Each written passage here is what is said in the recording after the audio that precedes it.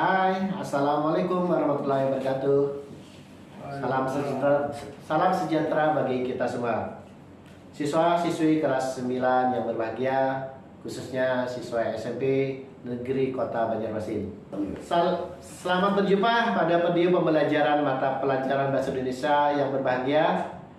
Sangat bahagia sekali pada hari ini saya dapat berjumpa dengan kalian dalam program video pembelajaran ini. Siswa SMP yang ceria, kita akan membahas tentang struktur cerita pendek atau cerpen. Tentunya kalian sebelumnya sudah mengetahui atau mempelajari pengertian cerpen dan ciri-cirinya. Nah, pada kesempatan kali ini kita akan lebih dalam mempelajari struktur cerita pendek dan memahami bagian-bagian dari struktur cerita pendek. Setelah Anda melihat tayangan ini, tentu video ini akan diharapkan setelah Anda melihat tayangan video ini, diharapkan mengetahui struktur cerita pendek secara dalam.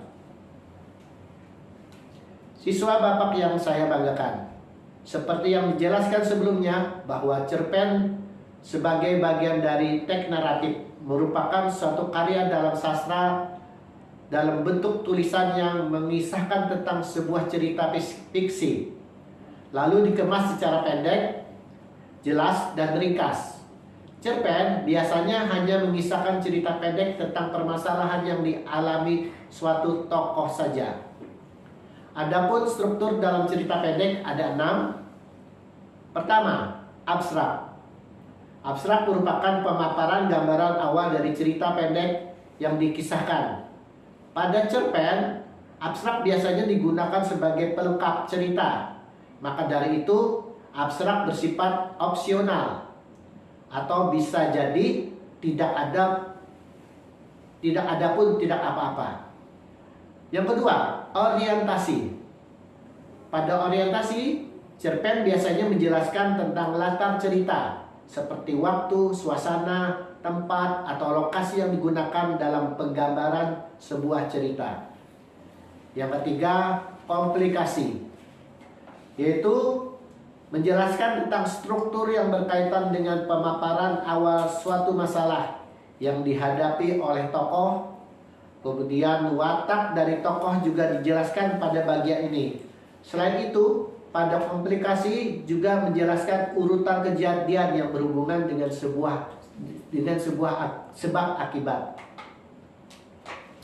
Jadi Bapak ulangi, selain itu pada komplikasi juga dijelaskan urutan kejadian yang berhubungan dengan sebab akibat. Keempat, evaluasi. Pada bagian evaluasi ini terjadi komplikasi masalah yang semakin memuncak. Kompleks mulai menuju bagian klimaks atau mendapatkan penjelasan atau masalah yang terjadi. Dan kelima, resolusi. Resolusi ini merupakan bagian akhir permasalahan yang terjadi pada cerpen. Pada bagian ini terdapat penjelasan dari pengarang mengenai solusi permasalahan yang dialami tokoh. Keenam, koda. Koda merupakan nilai atau pesan moral yang terdapat pada sebuah cerpen yang disampaikan oleh penulis kepada para pembaca. Pesan moral yang disampaikan sesuai dengan jenis cerita pendek.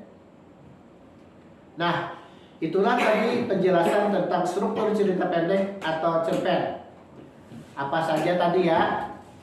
Ya, pertama abstrak atau gambaran awal. Yang kedua, orientasi, penjelasan tentang latar cerita. Yang ketiga, komplikasi, konflik masalah mulai memuncak. Kelima, resolusi, adanya pemecahan masalah. Dan yang terakhir adalah koda, yaitu nilai atau pesan moral dari cerpen. Baik, setelah penjelasan video ini, anak-anak bisa mencari contoh cerpen ini di internet atau di perpustakaan dan di review cerpen tersebut apakah sesuai dengan struktur yang dijelaskan tadi. Anak-anak Bapak yang saya banggakan, sampai jumpa pada pelajaran selanjutnya. Semangat terus. Jadilah insan, pembelajar, dan sukses selalu menyertai kamu dan keluargamu.